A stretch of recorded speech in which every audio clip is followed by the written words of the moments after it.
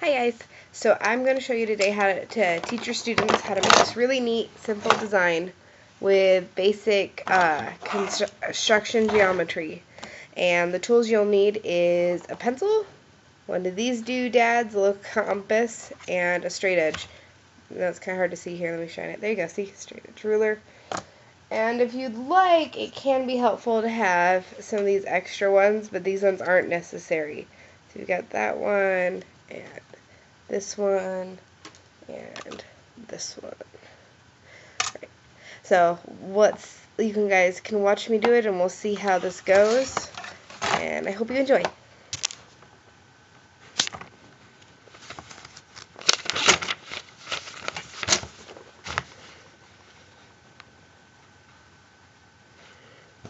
I'm gonna measure out. This one doesn't. This is a really cheap one, so it doesn't have any measurements on it. So to figure out my measurement, I'm going to use my straight edge and measure how big I want my circle. Don't forget that you have to double it to equal the circumference. It's really hard to keep it from moving too. Really recommend having better tools than this, but this is the best I have, so I've got to make it work. If I was doing this for a whole class, I would definitely get better tools. And now that I've drawn it, I'm going to clean it up a little bit. And I've lost my pencil, so I'm just going to use the pencil on here.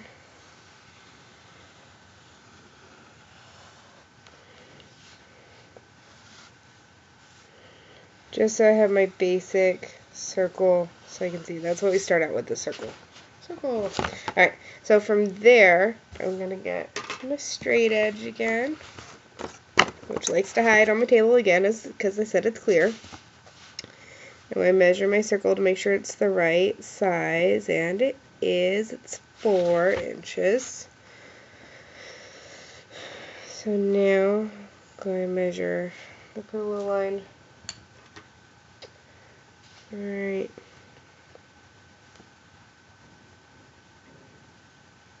To there. Halfway mark. And checking to make sure it's the halfway mark there. It is. So I have my dead center point. So I'm going to start with my point in the center. Now I'm going to draw straight down the center. Doing this on graph paper makes it a lot easier too. So obviously you can use regular paper, but I suggest if your students are just starting out to go ahead and splurge for the graph paper. And graph paper you can get anywhere. I even just realized my printer prints graph paper on its own. It's kind of a fun option to have. So we're going to do crosshairs there.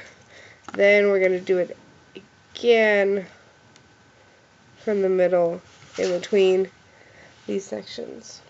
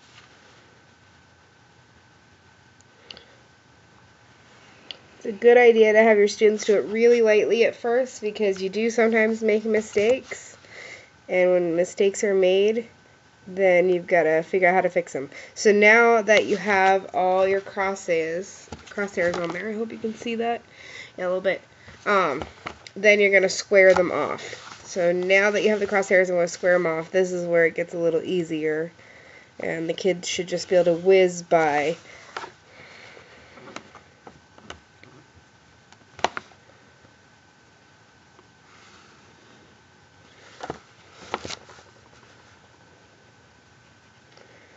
Really fun lesson for learning, though, how to use these tools. Obviously, they'd be using their own pencil and not this thing like I'm using, because I am not as prepared as I want to be. There we go. I was trying to say. So have our square drawn off, and then actually connect these spots here too. This is where these triangle ones come in handy to use here.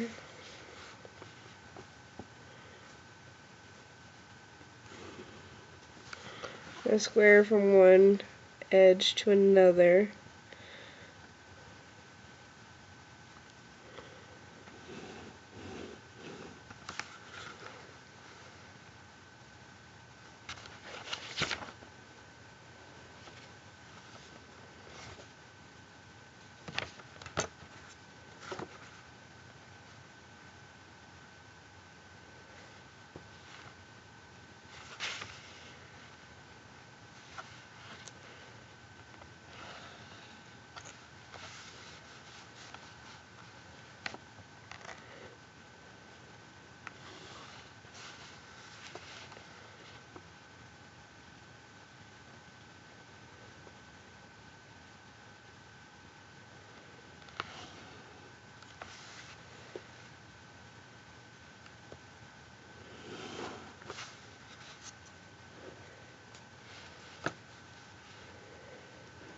So you actually end up with 2 squares inside your circle.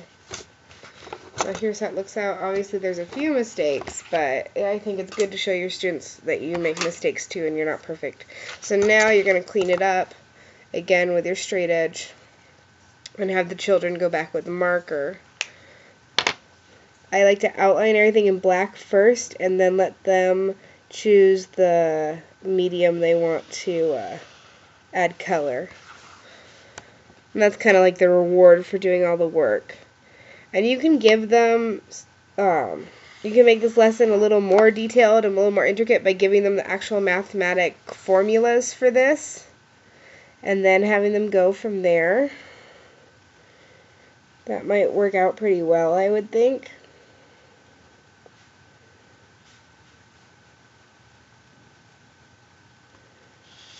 But it's really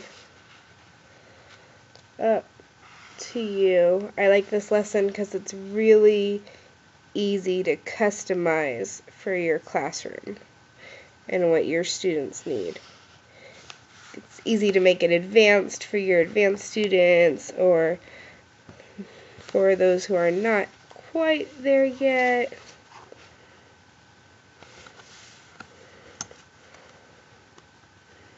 But who are almost there. It's really good practice for those struggling. I mean, maybe even just assign this as homework for a couple students who are struggling, and it won't seem so bad because they get to make it pretty.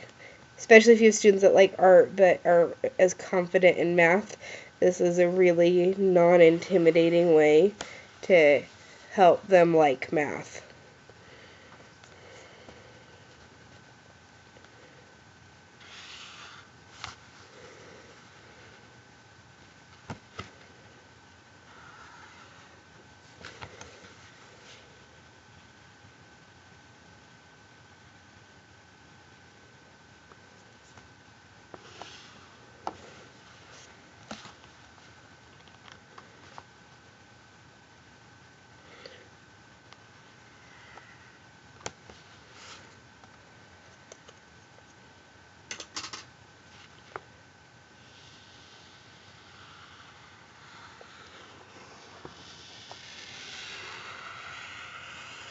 Now this is where if they want to get a string and do the circle so it's absolutely perfect, that would probably be the best. Or even get a more expensive compass to help with doing the circle with the marker. It might be better. But then they can go ahead and color in as they would like, and it's really fun. You can even start asking questions like how many right angle triangles are in here, how many squares, and let them kind of puzzle it together. You could have them say, only color one square in all pink, and they can go ahead and color that one square all pink to see where it overlaps. Then you could have them color in the next square all blue, and you could see where the two overlap and where they're different. Let me color that one this way, and then we can see how that works. Great way to teach students, let them kind of experience hands-on with color. I know I learned in color format. I'm very drawn to color and visual aids. So for students that think like I do, that would be really helpful.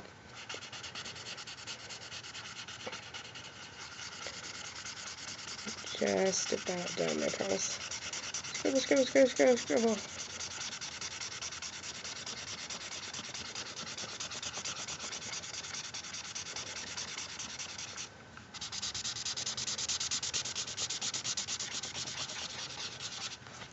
And now, so see, you can see the one square is colored pink, and then I'll color my other square in this baby blue, and we'll see how it looks. And if they can tell where one overlay the other. I probably should have done it even maybe a lighter shade, like a yellow, to really get the whole overlap effect. But I think this will get the attention, the idea over that.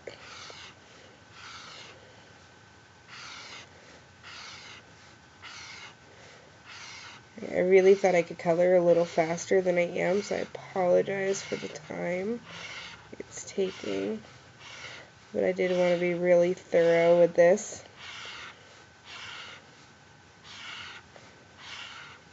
As I said, I'm not naturally gifted in math, but this really was fun, and it really helped me understand more. So there you can see the overlapping. And so it'd be really fun. You could even take it, so we'll do another color, and we'll do like triangles, and we'll do like this triangle, one color.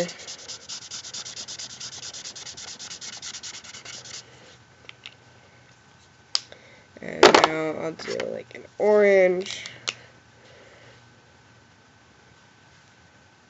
This way.